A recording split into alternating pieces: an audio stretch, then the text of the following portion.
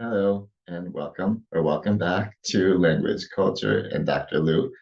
And today I have another video about 20th century slang for you. And I say another because I've already made three such videos talking about different slang terms that originated in the 20th century. And if you're interested in exploring the other videos, I will put links to each of the three of them in the description of this video so you can find them easily. One is called Gen X slang was da bomb. Another one is called 20th century slang was the cat's meow. I like that one because I brought in some 1920s flapper slang and everything. And then the third one is called epic slang from the 80s and 90s. And that one covers is a lot more like what I've been doing, where I'm looking at mostly slang from the last third of the 20th century, like the 70s, 80s, and 90s. And that's where most of these slang terms I'm about to present come from. But we've got a few that are a little older. And so, yeah, let's get on to it. And before we do, let me just please ask you to drop a like on this video, and if you get anything out of this channel, please do consider subscribing. So let's get to it. Why do we say the 20th century slang was a gas? Because that was the expression. You would say it's a gas for something that's really fun and really enjoyable, something that's pretty great. um, they would always say, "Oh, it's a gas," and so this is mostly um, developed in the mid 20th century, actually, starting among African American communities during the Jazz Age, and then it got very popularized by the hippies a little later, and so they were saying it's the gas a lot. And so what do you mean gas? We're talking, this is a reference to laughing gas, aka nitrous oxide. So that's why the folks at this little rally here all have balloons. That's not just regular air in that balloons, that's laughing gas. So it's a reference to well, how laughing gas makes everything really funny and really enjoyable, according to the saying anyway. So yeah, that's where the expression came from. It's a gas, and was first African American communities during the Jazz Age, and then the hippies popularized it. And we can totally see this as a reference to nitrous, to laughing gas. Although I don't know exactly how long nitrous has been abused for. Um, Possibly well before the 20th century. I'm not sure about the science of when that was created or anything, but anyway.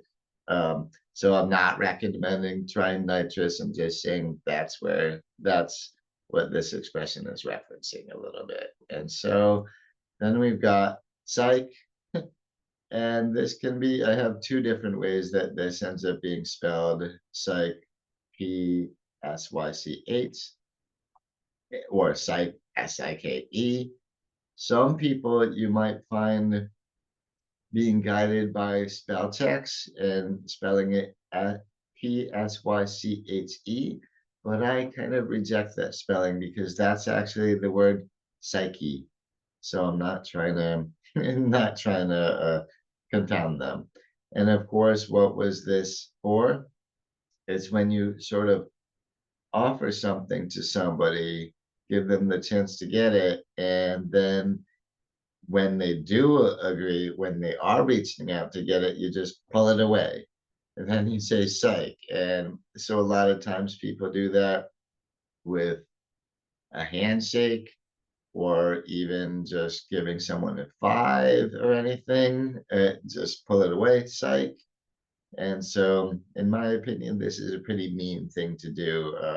Although apparently, I mean, I do remember in the 80s and 90s, a lot of people having fun with this. And it does remind me of Lucy pulling the football away from Charlie Brown, although she's not saying psych in the process, but that's pretty much an example of a good psych move anyway. So that's psych for you.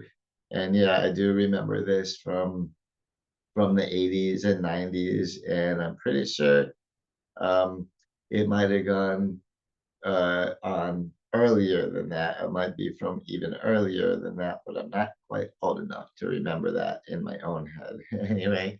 And so the next expression is sick. And this is in the term of not using the word sick as saying, oh, this is disgusting, this is deranged, this is awful, right?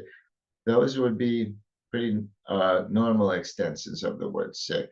Whereas this one in the late 20th century, we started using the word sick to mean really, really good. And so to me, that's kind of funny because how does something so bad get transformed into something so good in slang, right? That to me is interesting, although it does happen sometimes.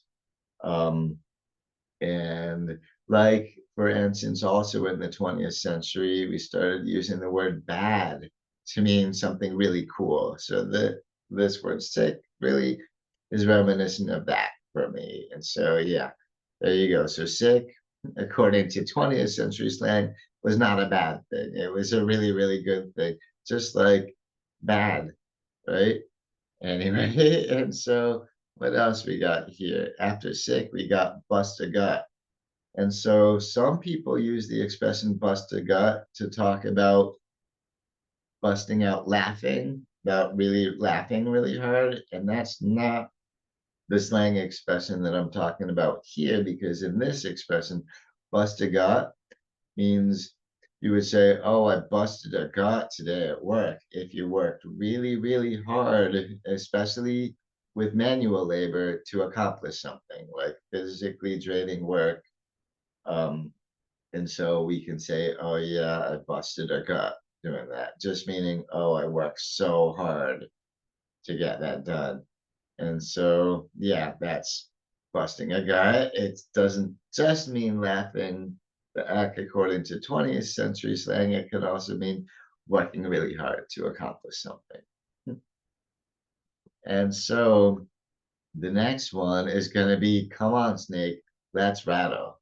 And this is, to me, is kind of funny. This was more mid 20th century, going back a lot further than the other slang words that I just talked about. Um, and they're actually maybe not older than it's a gas, but older than the rest.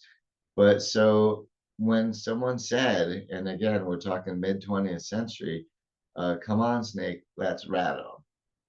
Ironically, this could be two different things to say. A, if you were asking someone to dance, if they want to dance, come on, Snake, let's rattle.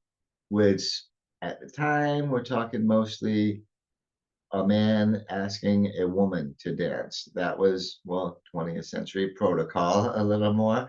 And so he could say, come on, Snake, let's rattle. And somehow that was not interpreted as him insulting her, be calling her a snake or anything. It was just like, hey, let's yeah, let's go have some fun dancing around. And the other thing this could mean, which I think makes even more sense, uh, in this slang term, you could also use this to challenge somebody to a fight, right? Come on, snake, let's rattle. This reminds me a lot of um, action TV shows, even maybe westerns. Like as long as there's a big fight scene coming up, this might have worked. And I'm not sure people really say this so much anymore. It's one of the ones that sort of is faded out. whereas some of this 20th century slang is really still heavily used, but it came from back then and still gets expressed now. But this one, I can't really imagine somebody saying that anymore, especially not to ask somebody to dance. But who knows? Maybe there still are some baby boomers out there using this that way. I wouldn't know. Um, and so a next expression that I wanted to talk about was, oh, a hunk of junk.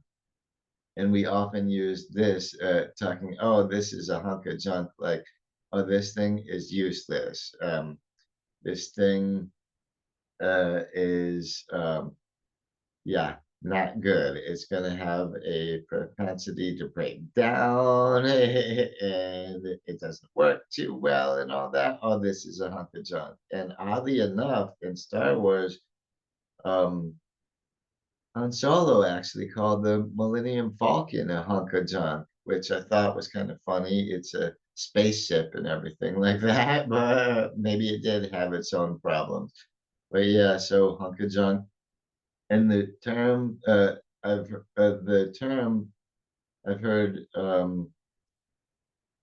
used most often for a busted old car, pretty much. Oh, this hunk of junk. Yeah, if somebody is not exactly proud of their old car, they might call it a hunk of junk. So that too came from the 20th century, and I do specifically have a memory of Han Solo using this for the Millennium Falcon, which again I thought was weird, but hey, that's how it went. And so, what's your bag? That reminds me of another expression I covered in a video about 20th century slang when I said, I think the picture I put on screen was from the movie Heathers, and the expression was, what's your damage? And so, what's your bag means about the same thing. Like, hey, what's your problem with this? Why are you giving me shit about this? And what's your bag? The bag part is short for what's your baggage? Like you're accusing somebody else of having emotional baggage that's causing them to freak out over something. Whereas really, uh, originally, you're the one who's probably having to answer them for things. But yeah, so what's your bag? Just short for what your bag is. And very similar meaning to what's your damage. If you wanted to learn more about expressions from the 80s or 90s, like I said, I have links to my other 20th century slang videos in the description for this. So please check them out. And heavy. This is something that we use if somebody is talking with you, if they are explaining some big issue that's going on with them and it's serious. Like, let's say they have a family member who needs help recovering from their addiction and things like that. You might say, wow, that's heavy. Um, and yeah, so that's it's not always physically heavy like you see as whatever's in this box here, but it's emotionally heavy and downright serious. So yeah, heavy. It's usually not a super good thing when we're putting it in this context for this slang.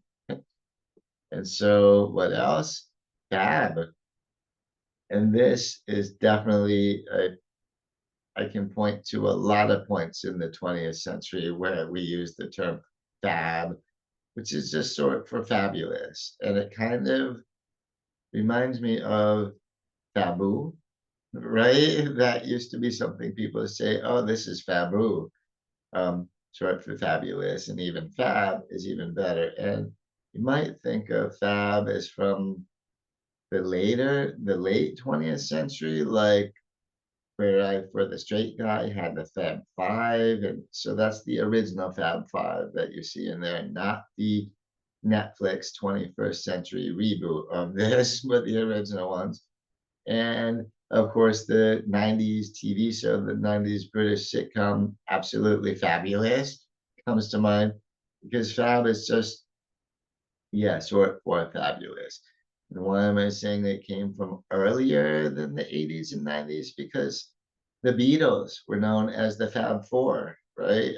So we've been using this term fab as sort of fabulous for quite some time. And you can use it when you're talking about, oh, I went to this party, it was fab. Um, if it was a great time, if it was really nice, etc. If it were fabulous, there you go. You can just call it fab. Or again, I like taboo because that one's to me a little bit sillier and more playful. So feel free to use that one too. And to burn rubber. This, of course, is I don't really love this because I guess I don't have enough testosterone for all this kind of stuff. But to burn rubber, that's when you um, will stomp on the gas so hard that the wheels spin fast and end up leaving rubber tracks on the pavement. You're actually literally burning rubber. Like it's not just a metaphorical burning. It's you're actually burning rubber when you're spinning your tires so fast, and that can leave real mess on the pavements. And but it's not about just if you're already driving and you want to go faster, say let's burn rubber because it doesn't really work as much when you've already got a high speed going. Now, what might you say if you are already driving in a car and you want the driver to accelerate, go a lot faster? That's punch it, right? That was also used. We're also talking 20th century and punch it again. That's let's say you're running super late for something, or let's say you're trying to get to the emergency room or anything and you're feeling urgency. You want to go fast, fast, fast. You tell the driver, punch it, which of course is about hitting the gas. And of course, you could also just say hit the gas, right? But I like punch it. It's a little more descriptive, a little more fun to use. And that's why I'm loving a lot of the 20th century slang is how the metaphors are pretty descriptive and pretty fun. And so that's why I call it a gas, right? And then the five-finger discount. I remember when I was just a little kid watching like after school specials and certain TV shows where they started mentioning the five-finger discount, trying to, and really we're talking about shoplifting. The five-finger discount is when you just grab something and stuff it away so you can steal it and walk out the store with it.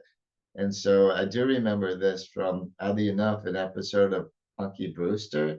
Even I think that's my first memory of this slang. Um, and it was sending a message that shoplifting is bad, of course.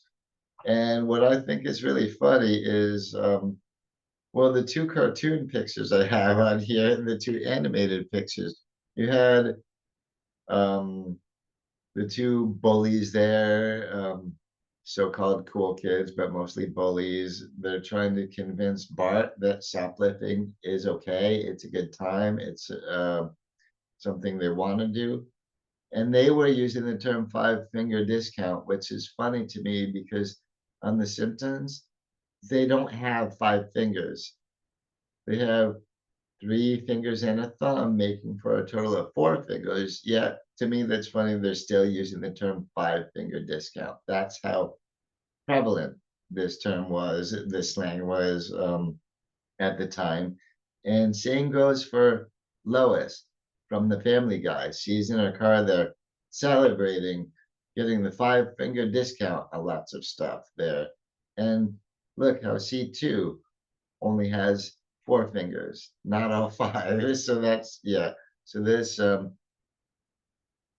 think it's a little less clever than people originally gave it credit for, but maybe that's just because I'm so used to this expression being used. But yeah, five-finger discount, that's about stealing something and specifically shoplifting, so stealing from a store. And there you go. There's the five-finger discount. And you've got do me a salad. And if someone's asking you, do me a salad, they're asking you for a favor, pretty much. Excuse me. So if someone is asking for a big, big favor, they might say, oh, do me a salad. And it's funny that it's coming across in command form, do me a salad, as opposed to, can you? But you could always tweak it with that if you want to be a little more polite about it. Maybe, hey, can you do me a salad? This means, can you do me a favor? And there you go. And so 10-4. I certainly equate this with 20th century because I think it was trucker slang. Some of these codes are also used by police, police officers and all that. But it's when you originally, when you were talking to somebody over the radio like this, you would say 10-4 to mean, I hear you loud and clear. Like this is how you tell someone you understood what they just said over the radio. And we expanded that into regular life. Even if somebody's standing right in front of you, they're telling you something. And if you want to express that you understand completely what they're saying, you could always just say 10-4. And by the way, this is still an expression that I use to this day. It's so easy to remember, 10-4. And so it's not just something that died out with Smokey and the Bandit and, well, Burt Reynolds and everything like that. It still continues a little bit to this day. It's originally from people talking over the radios, so truckers, police, other emergency responders, and all that. But everybody started using it just to mean, I understand, I get it, loud and clear. And then we've got skinny. And this is not just about the emaciated guy that we can see here. It's not just being about way too thin. Oh, give me the skinny on that, is you're asking for somebody to tell you some secret information about it, aka gossip. The skinny usually refers to gossip, but it's thought as a, well, credible news. This is true. Um, we're not just chit chatting about it. Hey, here's the real deal, right? Give me the skinny on this, which to me is kind of funny because I don't see how skinny actually played into this. How that word ended up being used for this, and yeah, and it's not, yeah, not always a good thing when it is coming to you in the form of gossip either. And we use a lot of, I don't think we use the term skinny for this as much anymore. A lot of times people say, oh, spill the tea or serve the tea, etc., which I talked about in one of the other 20th century 20th century slang videos. So please do feel free to go check that out there. But the skinny more or less means the same thing. It's secret information. What's the real truth in the matter? And then I think this is the last one. Yeah, I wanted to save this one for last for this short collection, because this definitely comes to mind for me as 20th century slang. And it didn't wait until, I know I have a picture from a movie from the 90s here, but it was also used well before that. And this was, of course, Uma Thurman playing Mia Wallace, talking to John Travolta playing Vincent Vega in the movie Pulp Fiction. And I think she was trying to convince him to go to Jack Rabbit Slim's with her on their little date while he was, while Vincent was watching, taking her out to occupy her as a favor to her husband. But anyway, and she was saying, oh, don't be square. And that was a reference to how that expression was used decades earlier, because Jack Rabbit Slims, that was like I don't remember if it was 50s themed or 60s themed restaurant, but it was also already really retro. And to them in the 90s, "Don't be a square," especially saying like that with the hip movement, was very much a retro thing, but certainly comes to mind as slang that's came right out of the 20th century. And I do wonder how often people still use this, and if anybody, let's say millennials or Gen Z, even still use this. I wouldn't know. I'm a Gen Xer. Some of us still do, but hey, like I've said in other videos, I'm a little too old to be cool anymore. So don't worry about it.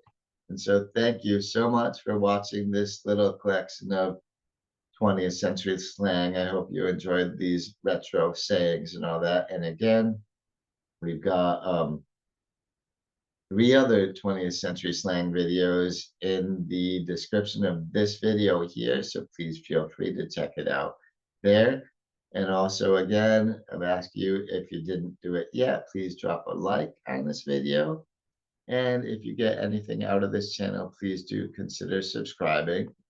And so, yeah, I'm looking forward to talking to you in my next video. So until then, catch you around next time. Bye bye.